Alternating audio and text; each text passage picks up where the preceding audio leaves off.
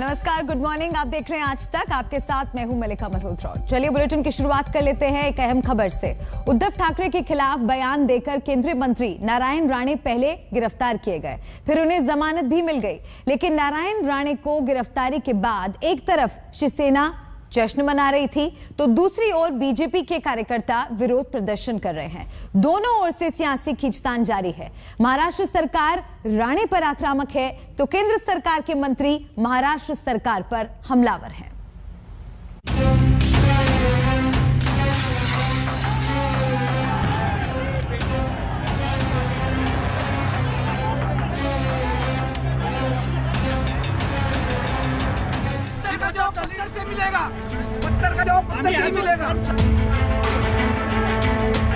ये तोड़फोड़, ये हंगामा, ये आगजनी, ये प्रदर्शन, ये शोर शराबा, ये सब दिन भर की बात थी।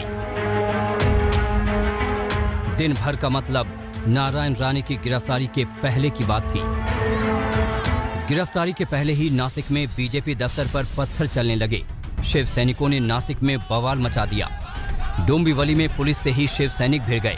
अमरावती में शिव सैनिकों ने बीजेपी के दफ्तर में आग लगा दी, कालिक पोती और जितनी तोड़फोड़ कर सकते थे पूरी की।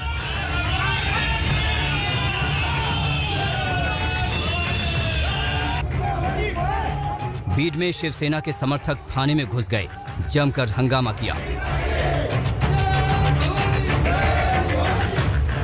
ये सब गिरफ्तारी के पहले की तस्वीरें थीं, लेकिन गिरफ्तारी के बाद क्या हुआ वो देखिए।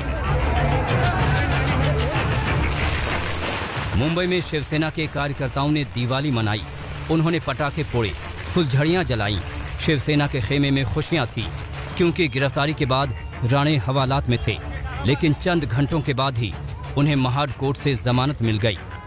आज राणे साहब को अदालत में हाजिर किया रिमांड के लिए, और रिमांड के बाद उनको पुलिस कस्टडी की मांग की गई। पुलिस कस्टडी की मांग को हम लोग ने अपोज किया, उसके ऊपर बहस हो गई और न्यायालय ने उनकी पुलिस कस्टडी की मांग को ठुकरा दिया और उनको जुडिशियल कस्टडी दी। उसके बाद में बेल एप्लीकेशन उनकी तरफ से हमने लगाई और उसके ऊपर बहस होकर 15,000 की जमानत पे उनकी आज रिहाई की है। इधर शिवसेना जश्न मना रही थी, उधर बीजेपी के लोग सड़कों पर उतर आए थे। जबरदस्त महिलाओं का जत्था पुलिसकर्मियों से भिड़ गया था। पुरुष कार्यकर्ता राणे की गिरफ्तारी पर आकाश सर पर उठाए थे। महाड पुलिस स्टेशन में राणे की पेशी के वक्त 200 गाड़ियों में सवार उनके समर्थक वहां पहुंच चुके थे। कोर्ट के बाहर का भी जो दृश्य है वो देखें तो जो नारायण राणे समर्थक हैं, जो बीजेपी कार्यकर्ता हैं, वो पूरी तरह से अभी भी 11:30 बजे रात के कोर्ट के बाहर मौजूद हैं और कोर्ट के अंदर पुलिस की भारी डिप्लॉयमेंट है। एक सिटिंग कैबिनेट मिनिस्टर का अरेस्ट होना एक आप कह सकते हैं कि अनप्रेसिडेंटेड है, महाराष्ट्र ही नहीं बल्कि देश की पॉलिटिक्स में भी, और इसीलिए इस केस के, इस पूरे इवेंट के राजनीतिक तौर पर कई ज्यादा महत्व है। एक पत्थर की वजह से ये खलबड़ा बौखला गए, ये बौखला गई सरकार। इसको रस्ते पे उतर के सत्ता पे से नीचे उतरने का काम नागरिकों की तरफ से करने वाले हैं।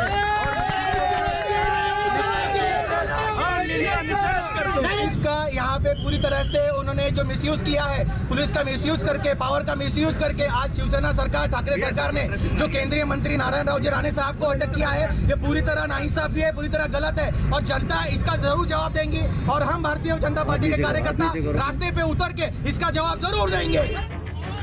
महाराष्ट्र की सड़कों पर ऐसे ही हंगामा बरपा था। बीजेपी दफ्तरों पर हमले हो रहे थे और देवेंद्र फडणवीस इन हमलों का जवाब देने की चेतावनी दे रहे थे। मैं चेतावनी देना चाहता हूं, भारतीय जनता पार्टी के कार्यालय पर पुलिस के संरक्षण में कुछ लोग पथराव करने की कोशिश कर रहे हैं। इसको सहन नहीं किया जाएगा, इसकी रिएक्शन आएगी। केंद्रीय मंत्री की गिरफ्तारी पर सियासी आकाश गंदुमी हो गया था। हर आदमी इस खबर पर अपनी तरह की सियासत कर रहा था। बीजेपी की ओर से भी राणे का समर्थन था। उन्होंने मुख्यमंत्री जी के बारे में जो टिप्पणी की, हम उसका समर्थन नहीं करते। मुख्यमंत्री जी को भारत की स्वतंत्रता का अमृत महोत्सवी वर्ष याद नहीं रहा, इसके लिए किसी व्यक्ति को गुस्सा आ सकता है, वो स्वाभाविक भी है, किंतु उस गुस्से को व्यक्त करने के अपने तरीके होते हैं, उन तरीकों से ही उसको व्यक्त किया जाना चाहिए। लेकिन बात महाराष्ट्र से आगे दिल्ली तक आ गई थी। केंद्रीय मंत्री स्मृति ईरानी ने तीखे वार किए। वो कौन लोग हैं जो पत्थरबाजी कर रहे हैं, गुंडागर्दी कर रहे हैं? उनको कहां से बर्खास्त करेंगे राउत साहब? बीजेपी दफ्तर पर वो कौन लोग हैं जो इस वक्त कानून तोड़ रहे हैं महाराष्ट्र में? उनके खिलाफ कौन कार्रवाई करेगा महाराष्ट्र में? किसी केंद्रीय मंत्री का बयान देने के बाद इतनी जल्दी और इस कदर से गिरफ्तार हो जाना भारतीय राजनीति में अहम घटना के तौर पर है। लेकिन राजनीति में घटनाएं होती रहती हैं। अब मसला ये है कि शिवसेना ने अपनी ताकत दिखा दी। अब देखना यह है कि राणे ताकत दिखाते हैं या इस मुद्दे को जमानत के साथ ही खत्म कर देते हैं।